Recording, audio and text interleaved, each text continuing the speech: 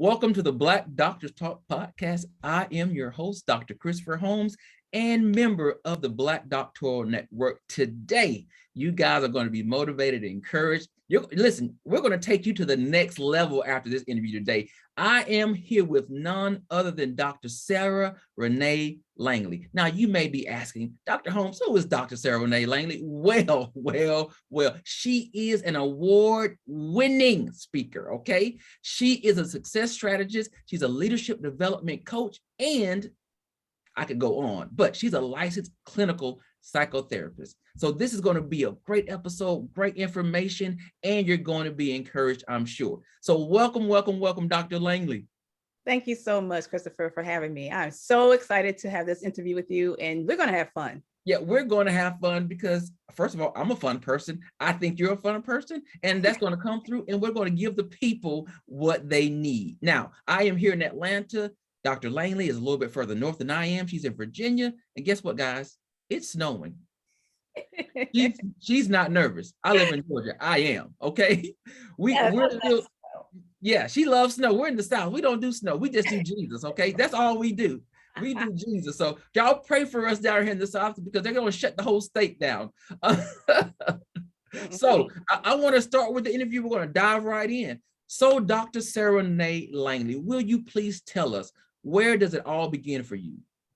Oh my gosh. So I did not have the luxury of doing like retail or the food industry. And then, you go to college and then you go to college for carpentry and you decide that after you graduate from college that you're going to be a magician.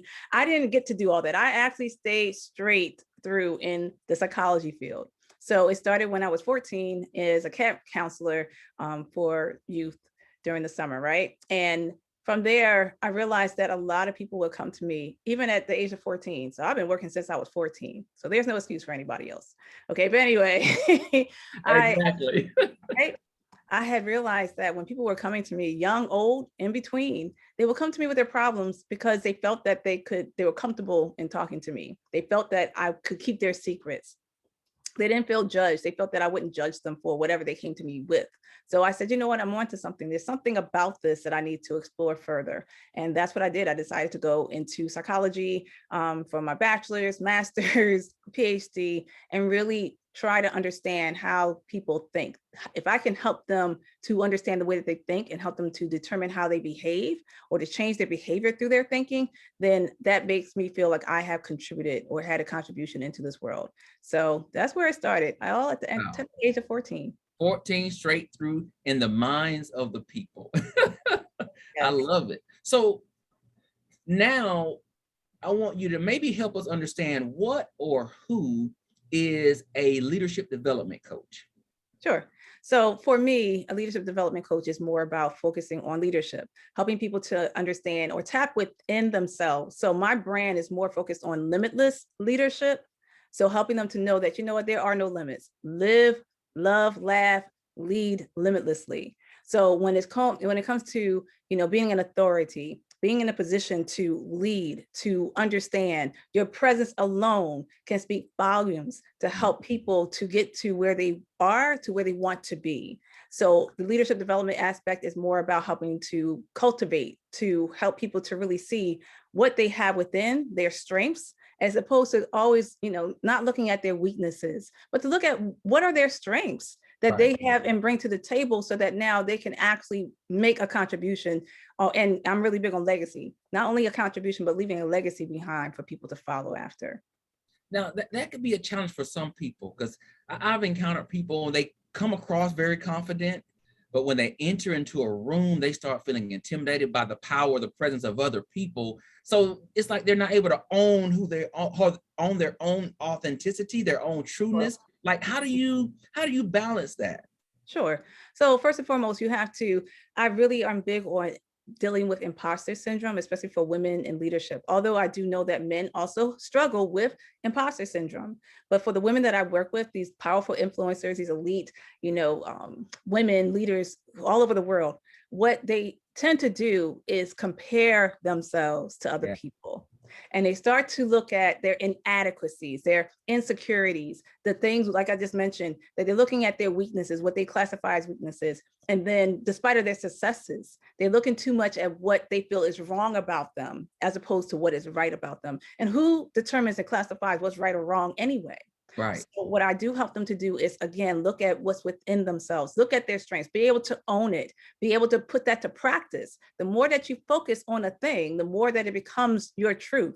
So now we just have to shift your mindset from what you're looking at that supports your feeling about yourself in terms of not feeling worthy, not feeling deserving, especially because of how, society has been, or our upbringing has been, where it's more humble to, kind of dim your light. It's more humble to take a back seat and let other people shine.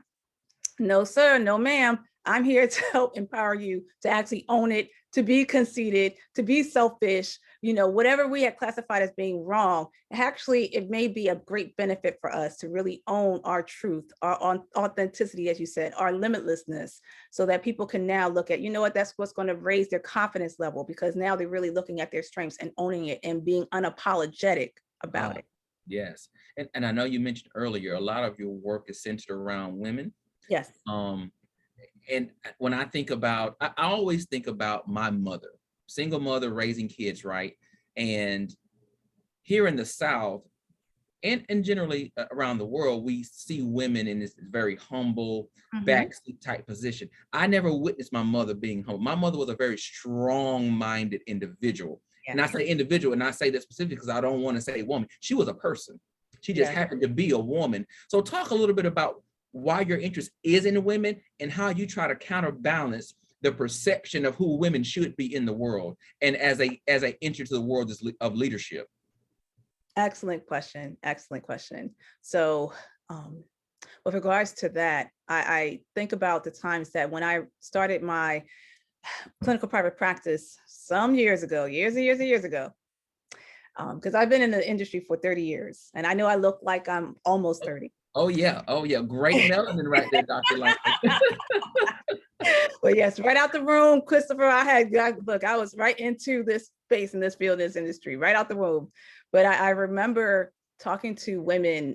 I was into marriage and family counseling. And for the women that I would talk to, they realized that they were a wife. They realized who they were as a mother, as a career woman, but they didn't know who they were. Yeah. And what's so interesting is that it sounds like a simple question if you ask the question, who are you? What do you want? Those two simple questions can be so debilitating in the sense of people get stuck and they freeze. They don't know who they are and what they want. Wow. And that's exactly what I found the women that I was working with who came because the challenge was going on with their marriage. But really, when I had to sit down with them individually, I discovered that they were feeling like something was missing. They were still unfulfilled. And that's when I helped them to identify that they were beyond, that they were more and worth more beyond the titles and the roles that they have learned to have, and to adopt as if that's who they are. I had a friend who, she knows we go way back in college, some 25, 30 years ago as well. And I remember her telling me, she knew that I was into this field of psychology. She was like, you know what, Renee, because everybody at our college, what they called me, Renee, my middle name. And she was like, you know what, Renee, I realized that now being a mother, a wife, a career woman, I'm still not fulfilled. I feel like something is missing and there's more out there for me. And I'm ready to discover that. So in terms of wanting to help these women to not take a backseat, especially, I'm so big on this. I wrote a book about it called It's Your Turn Now, 7 Secrets to Living Life on Your Own Terms. So y'all go ahead and pick it up. I love it. It really talks about, making yourself a top priority without guilt or apology. And in my book, I talk about specifically about how, when you now get to identify who you are, what you want, as opposed to making sure that everybody is first and making sure that everybody is okay and taken care of, but it's at your expense, you're making yourself dead last. And you feel like, okay, at the end of the day, when the kids are gone, married, grown, have their own children, your grandmother, great grandmother, and now you feel like it's your turn now? No, your time is now. And you have to be unapologetic. And that's where I help them through the steps in my book, as well as one-on-one services that I provide. I help them to now own it, to now make themselves first, top priority, without guilt or apology, without worrying about, oh, well, how about if if I don't do my responsibilities, or someone falls on my watch. But why do they have to? That's when you get to see, as a wife, as a mother, and all that you have given and all that you've done, that your wisdom that you have imparted in your children, why should they fall? Why should they fail? Why does it have to be on you? You now take your seat, you take your turn, and make yourself first without guilt or apology. Wow. So somebody's watching this and they have already decided that the thing that they want to do, they're going to put it off till later. They're going to say, oh, I'll do it then. Mm-hmm. And you're saying, no. That thing, it's your time now. Absolutely. Be selfish. It's okay to put yourself first. Yes. We talk about that bucket. If your bucket is empty, exactly, you're not filling anybody else up anyway. Exactly. But see, that's the misconception, Christopher, is the fact. I remember I had a client, and I never forgotten what she said to me. She said, you know what, Dr. Langley, I feel like I am on E and I still have 1,000 miles to go.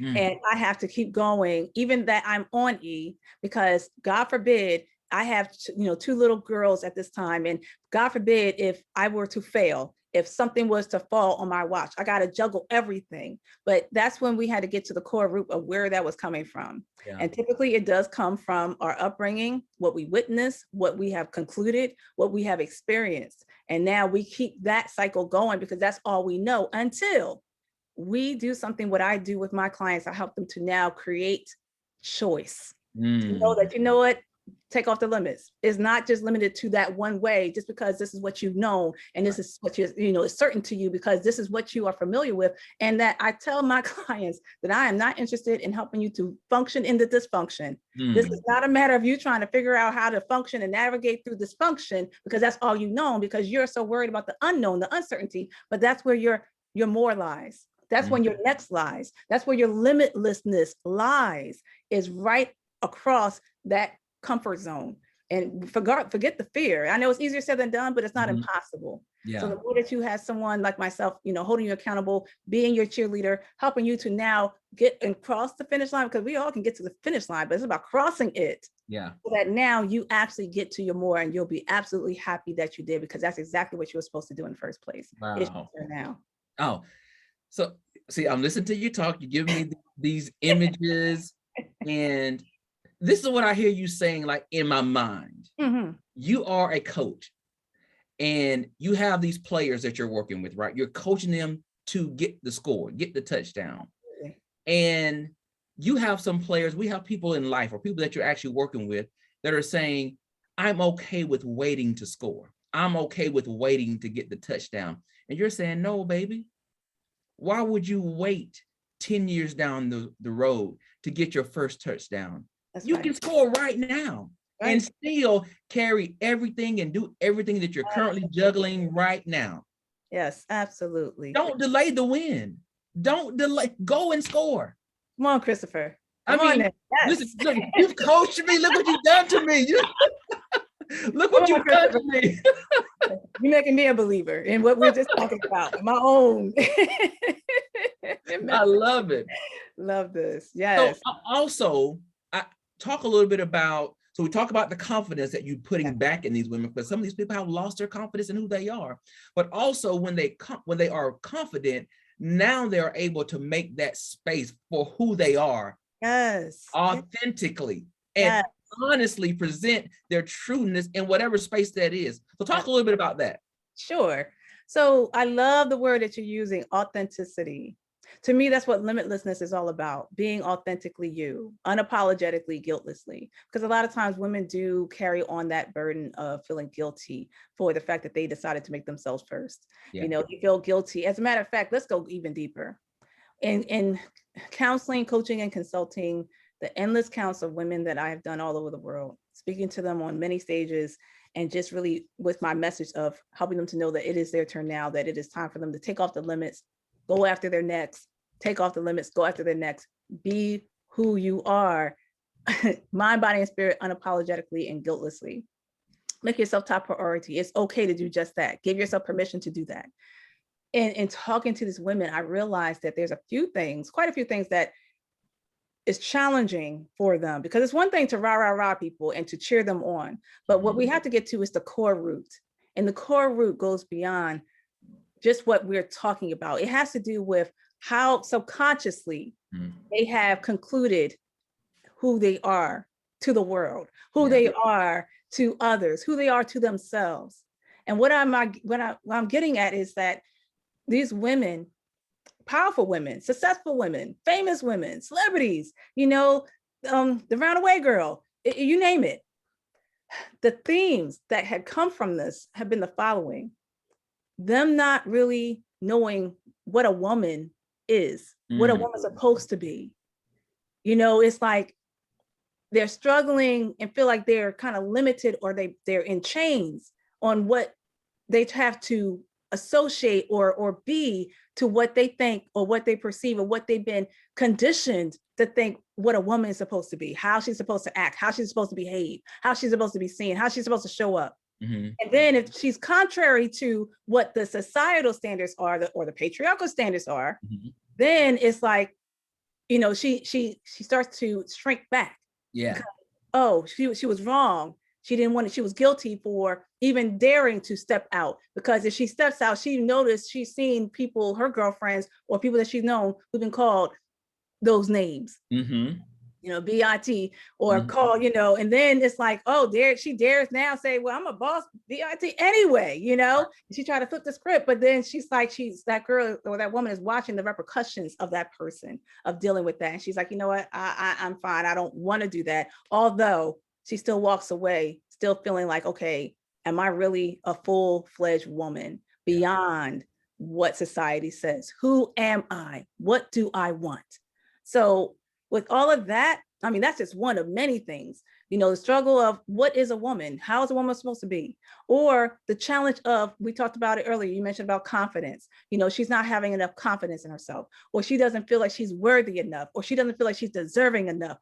She's just not good enough, or she's not appreciated, or she's not celebrated. Or we can go on and on. You got all of these things compiling on that person's mind, on that woman's mind. And all she has to do is do what I have taught all of my clients to do. It's a formula, and I can reiterate this too towards the end if you like. But first and foremost, it's called DCBA. So it's easy as ABC 1, 2, 3, but it's also as easy as DCBA. And the first letter of that is decide. When you just decide, a lot of times, Christopher, I find that people want what they want. Oh, I want this, I want that, I want everything. I want to make, $1 million a day. I want to, be the most famous person in all the earth. But did they decide? Did they even decide to?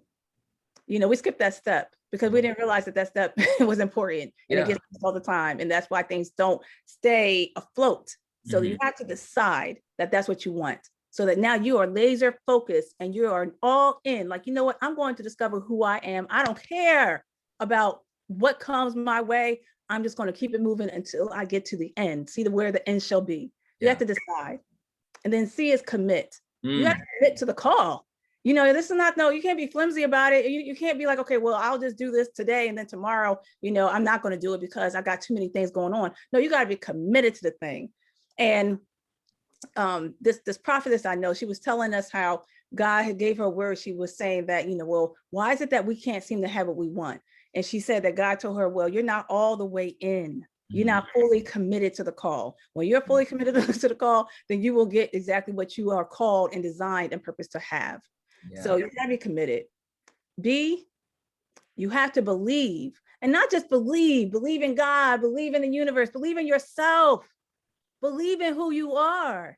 You'll get to discover yourself more and more. That's why a lot of times people fall into diseases, because they're not really in their full potential and purpose. They're doing everything else but what they're supposed to do on this earth. So you have to now get into a place where you believe in yourself, get to know who you are. And then finally, A, we always talk about action, massive action. Let's talk about allow. Do we even allow? Do we even receive what is supposed to be given to us that's waiting out there? God has given us, don't have me start preaching on a Sunday. Come on, I'm ready. What is the collection plate? God has given us the provision when we were first thought of. Everything that we want, everything that we need to continue on in this world is already given. God did his part. It's time for us to do ours. Yes. It's time for us to do ours, but we need to now get into a place to allow it to now manifest, to see that thing come into full fruition, even if it's scary. Come on now, we all heard of it. If you're not dreaming big enough, you're not, or if it's not scaring you, then you're not dreaming big enough. Okay, get scared. It's all right to still do it scared, everyone. But make sure that you allow exactly what you are given and what you are called. You already have it. It's time for you to operate it, and trust and believe you will truly be that limitless leader that I was talking about. It's your turn now. And you know what?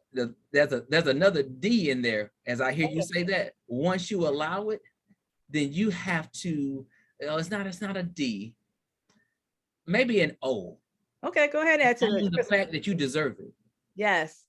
Allow it, and then once it happens, own the fact that whatever it is that you've been thinking about, believing about, say, you know, and I deserve it. Yes. That removes that idea of guilt. Yes. That removes the idea of what people are going to say when they see me with it. That removes the idea of judgment, that I think I'm better than. No. I don't think I'm better than I'm better than anybody. I just know that what I have, I deserve. That's right. Amen. And you don't care what other people think about you. That's right. That's right. And that's that confidence. That's that ego you're talking about. That's that boss B attitude that you're carrying. Yeah. Hey, you are everything and more. I love that. I'm gonna make sure we come back. DCBA. Yes. I love that. I love it. Listen, you are who you are for a reason. So there has to be people that you've encountered in your life that have poured into you, that have mentored you. Who would you say is, I hate to say the one person, but it could be one or more, but anybody that has really helped shape you to become who you are? Now, see, why you ask that question, Christopher? I don't have my tissues around. Now, usually I'm the one that makes everyone cry. And if you understood that in terms of being a licensed clinical psychotherapist, one of our main jobs is to make you cry.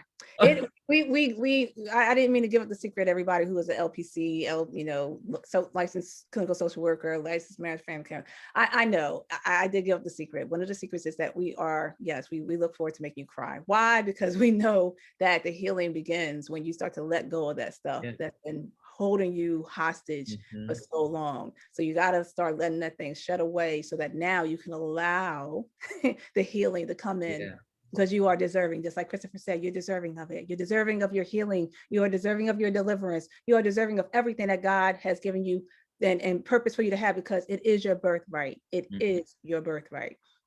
Now, but I don't have no tissues with me. So the person who I always celebrate, oh my gosh, who has really mentored me and set the example of elegance and grace and wisdom and meekness and kindness and oh my gosh, go-getiveness and determination is Mary Nell Nelson Langley, my mother. Come on, mama. Oh my gosh. I don't want to cry, but it's okay to cry. It's okay. It's okay to cry. You said it earlier, right? Yeah. So, well, my mother, she's in heaven. And I want to say, one fun fact that many do not know about me is that I used to be a tomboy. I had 5 brothers and my dad, so it was male dominated. But my mom was running the show in that house. and so she was able to run the show with her meek, quiet, little 5'1" self, but she was running things in the house. And so with me being her only daughter, I have a sister, but she had passed away before me. She passed away some years ago before I was born. So it was, I came on the scene, and so here's the second chance for my parents to have a little girl. And I was just such a tomboy. I had to fight these 5 boys. They treated me like I was one of the boys too. So no mercy. No mercy for you. Right. And with my mom, what she did was she helped me to really understand the balance between being street smart, being tough, but also being, intelligent, like being book smart, being, marrying the two so that I can be a force to be reckoned with, and it's like, at the end of the day, with her strength and her resilience, she ended up having Alzheimer's disease. And it was something else, Christopher, to have once been in her hands, now her being in mine. Yeah. And I'm like, this is a tough act to follow. These are big shoes to fill. How in the world do I now take care of this woman who has taken care of everybody for as long as I've known her? And through the years of being her caregiver for 12 years, until her final breath here on this earth, I tell you, it was amazing how I saw so much strength, even the more in her fight through Alzheimer's, and how I thank God that she remembered us, because many people say how the person doesn't remember them anymore, but my mom did. Wow. And the times that I felt weak, because at this time I was actually doing my dissertation, I was going for my PhD while running my business and having staff and doing all these great, amazing things, starting to speak and, being a speaker all over the world. Like I was doing all these things, but I was still a caregiver for my mother. Yeah. And the times that I felt weak, the times that I felt sad, the times I felt down, the times that I felt like, I just don't know how I'm going to get through this. My mom, with her being incapacitated, like she couldn't do anything for herself. She couldn't move, she couldn't talk, she couldn't do anything at this point. She would see me crying and she would raise her arm. Again, I just told you, she could not move, but she would try her best to let me know that she is still my mom and she has me. She got my back all the way up to the end. And she would raise her arm just to kind of summon me that she wanted to hug me. And I remember speaking about this. I was actually in Savannah, Georgia at a conference, and I was speaking about this at the time. And it was not a dry eye in the room. And how this woman, at the end of the day, my point and my message to you right now is this: she was not able-bodied. Yeah, she didn't do anything for herself, but her legacy speaks volumes today, even with her not being here. And in that moment of her just hugging me, just to let me know that everything's going to be all right, because that's all she used to tell me. I'd be like, Mom, I don't know what to do. How I'm going to do this? How I'm going to do that? She's like, you know what? You're going to learn. You're going to know how somehow. You're going to know somehow. You'll figure it out. It's going to be okay. You're going to figure it out. And that was her way of letting me know, you know what? Don't forget who you are. Remember who you are. And remember, you will figure it out. You always have. You always will. So if her not being able-bodied can speak like that and leave a legacy that has really touched so many people all over the world, because I used to record and chronicle this all on Facebook. What excuse do we have as able-bodied people? Yeah. And being able to leave a message and a legacy that's going to speak volumes, even when you're not here, when you're long gone. That's how we should think. Yeah. We should think that way. Yeah. So, my mom. Yeah. Even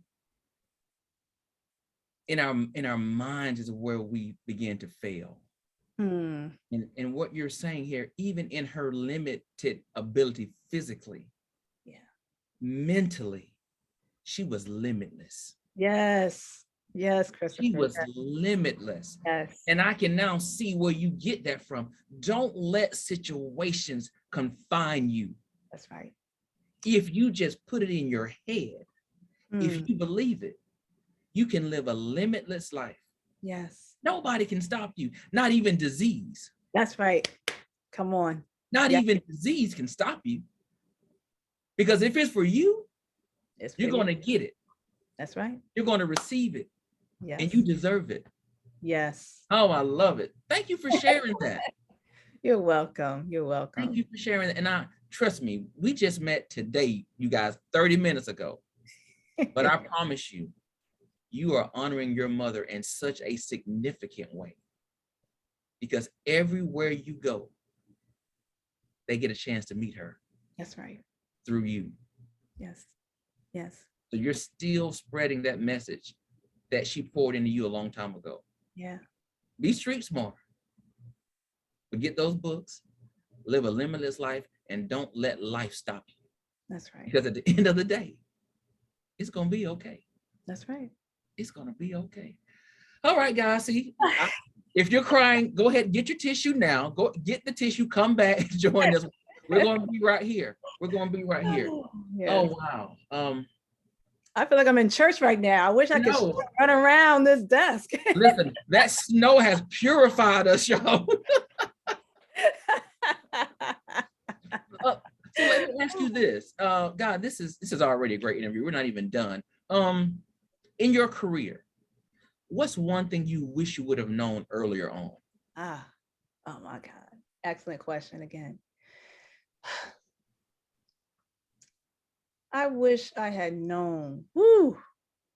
I wish that I have known that I was good enough. I wish that I had known. Let me go even deeper. I wish that I had known that I wasn't damaged, that I never was damaged. Mm. I used to think that there was something wrong with me, and then I would justify it by comparing myself to other people. So see, it's one thing for me to be talking about this limitless, this limitlessness, and that being my message, and how you so made it so clear, Christopher, and how you have shared about, yes, I get it from my mom. Yeah. She was limitless, regardless of the limitations. She was limitless through and through to the end and beyond. She's limitless now. So it's like, I not only am helping people because of my book smarts and because of my experiences and my professional, background, but because of the fact that, yes, I did experience this as well. I felt like something was wrong with me. I used to compare. I used to have imposter syndrome as well. And I thought that something was wrong with me, and I would justify it. I would find things to make it true. Yes, I am damaged. Until one day, just the other day, I'll be honest. It's like one day, it hit me. I was like, you know what? I'm not damaged. I never was. There is nothing wrong with me. I don't need to compare myself to other people. I need to stay in my lane and be great in my lane. Yeah. Everybody, you need to be great in your lane.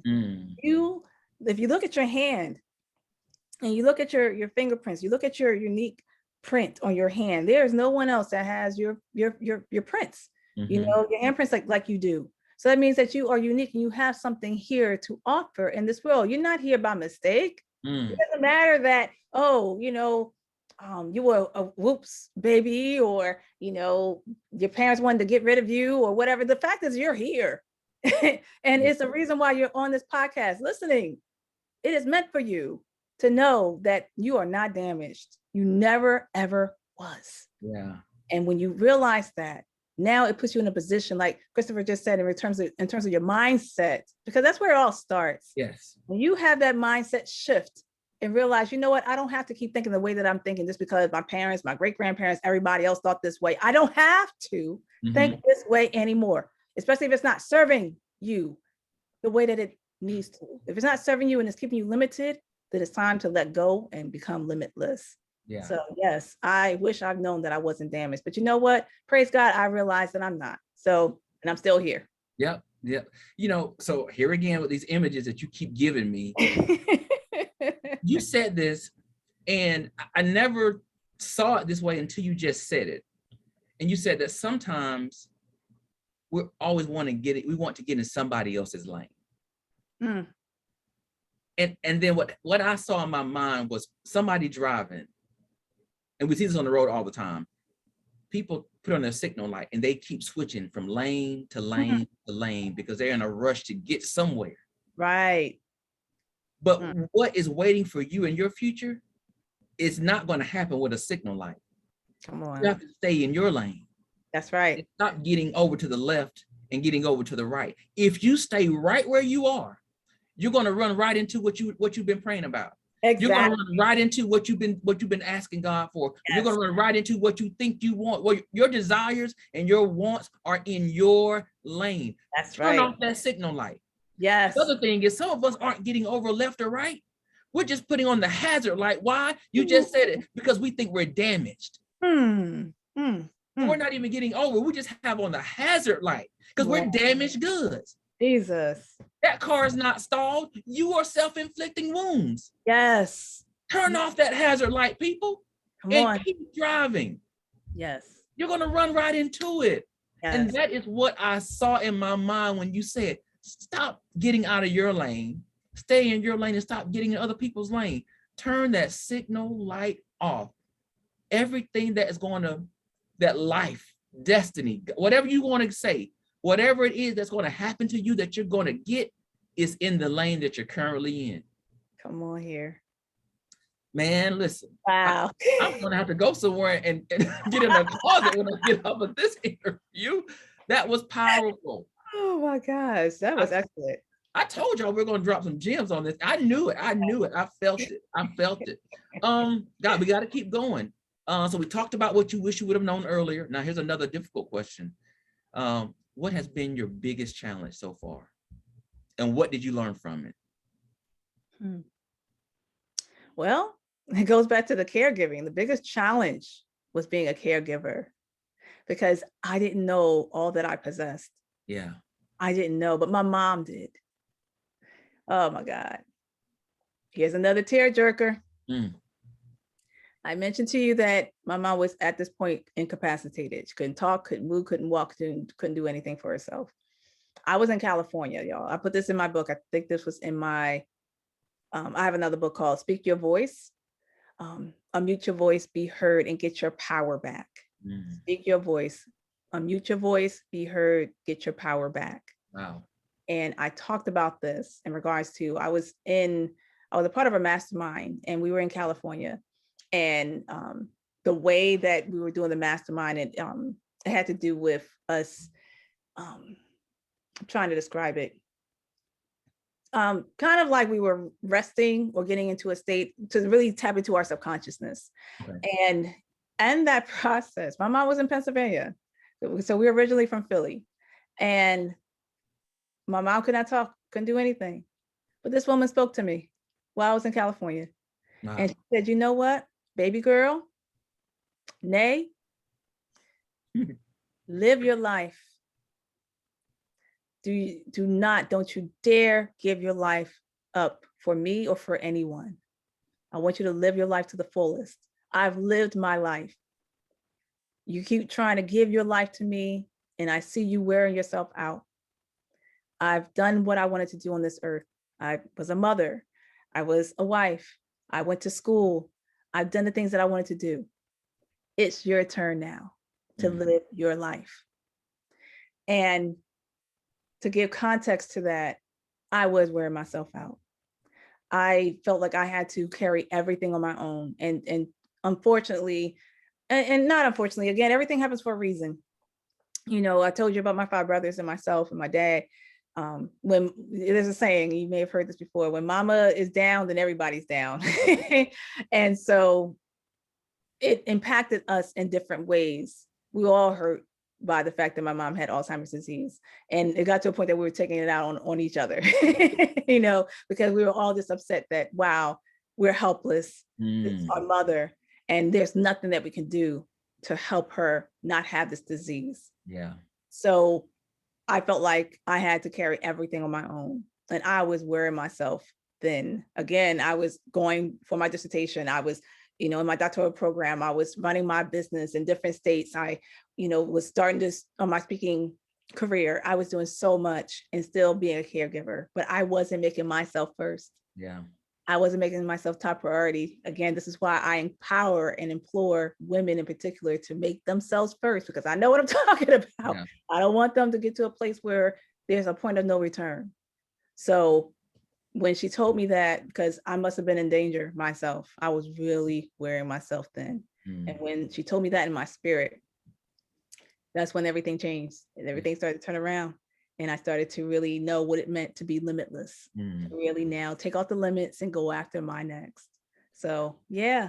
Caregiving. And I know you talked about guilt, and I'm sure you felt like you couldn't make yourself first because you had to make her your priority. Yes. Yes. Now the guilt for me, if there was any guilt, it was more me beating myself up that I couldn't do more for her. Yeah. And to be honest with you, I'm going to be straight up honest with you, Christopher, and I'm sure many women can attest to this. It's like, do we feel guilty for making ourselves first? We don't really make ourselves first anyway. So where's the guilt? Because of the fact that we already are conditioned to think that we don't make ourselves first. If we attempt to do it or we try, there's all these things that these inhibit these restrictions or the discomfort of even daring to make ourselves first. So some of us don't even get that far to make ourselves first. We'll stay right in that comfort zone of feeling so bad that we're not first, but we'll take that because this is what we think a woman is supposed to do anyway. So with that said, it's a fine line, it's a balance between you making yourself first, making yourself top priority, because like you said, and I will throw this out there too. Make yourself first, make yourself top priority, because hey, how can you operate with an empty cup? But you're not making yourself first to pour yourself or pour into yourself so that you'll be fully recharged so that you can be there for people. No, you're doing this for yourself. That is the fine line and the balance. You're not doing it so that you can continue to give to everybody. Where's the chance where you will allow people to start giving to you? Here's the word that I hear from the atmosphere: permission. Yes. Yep. That's it. And in that instance, when she gave you permission, it lifted the weights. Yes. But oftentimes, some of us can't live our most fulfilled life because we don't give ourselves permission to do so. That's right. And so we've got to give ourselves permission and say, it's okay. It's okay. Just go and do it. Yep. Thank you again for sharing another great story. I'm telling you, this is fun. I'm having so much fun with you, Christopher. My gosh, this is an amazing interview and podcast. Thank you so much. No, thank you for your transparency. I think it is when you enter into a space as yourself, is when you really, really are able to help people. And I can only imagine sitting down with you and you're my therapist. I'm like, listen, is there a blow-up mattress? I don't need the sofa. I need to lay down. I need to just lay down. This thing just wipe me out. Talk about this. What's your biggest accomplishment? Being a caregiver. The one thing you never thought you'll be able to do, right? Yeah, I swear to you, it really is. I did not know what my capacity was until it was challenged in being a caregiver. Listen, I'm not married. At the time of this podcast, I'm not married. I don't have children. So how in the world was I to now be chosen to take care of who? My mother? I never had to take care of anyone. So for me to turn around and have to take care of my mother, come on. It was like, okay, I don't know what to do. And I remember I put it on Facebook. I was like, look, y'all, I don't know what to do. This woman is looking at me. I'm looking at her. And I just don't know what this journey is going to be like and what's going to unfold. And one of my childhood friends, Bertram Lawson, I'm shouting you out. He was like, you know what, Sarah? We've known each other since we were 4 and 5 years old. You know, you always figured it out. You always knew what to do. You're going to know what to do. It's okay. You've always been a go-getter. You always figure it out. You're going to know what to do with this. You know, it's going to be okay. And I never forgot that. And surely from the time that I started 12 years, well, now it's 15 years ago, but within that 12-year journey, it was incredible. It was incredible because I got to discover who I was too in the process.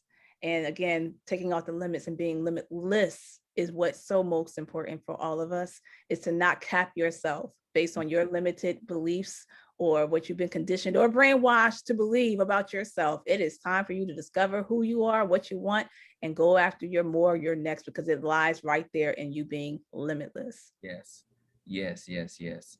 I have a friend, I'm going to shout her out, Dr. Tanya Coons, and she talks a lot about labels and lids. Those are the two things that inhibit us in life: the labels that people place on us and the lids that we put on ourselves, because we can only maximize and get to certain levels of heights because of those lids that we have. And so we've got to remove both of those things. So that's what I kind of hear you saying. And I don't want to negate the fact that that you had a 12-year journey. Yes. That's a very long time. Yeah. That's a long time. And so I honor you for your commitment to that. Because there have been people who would have placed their mother in facilities and had additional help, and but you made it a priority that you wanted to care for your mother because she cared for you. That's right. And that was super important. So in all your traveling, and some people may have kind of missed this woman is well traveled, guys. She travels, she speaks everywhere. So when you think about your life and your journey and what you do, what's next for you?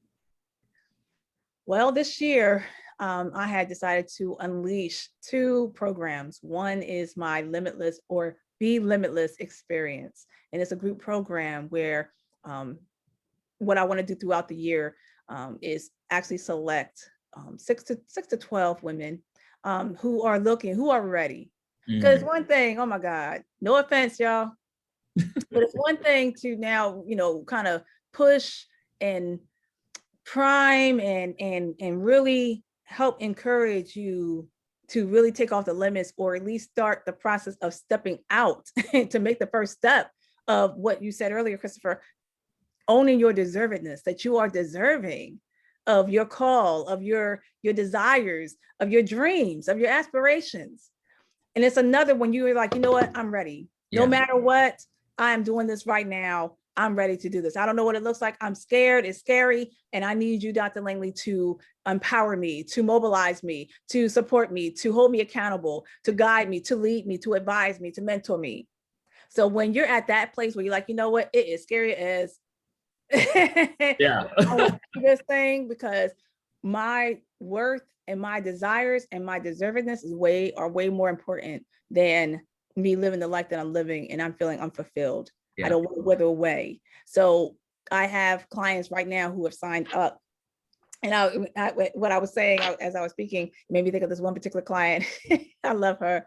I'm going to shout her out. Excel with Danielle is her brand, Danielle Robinson.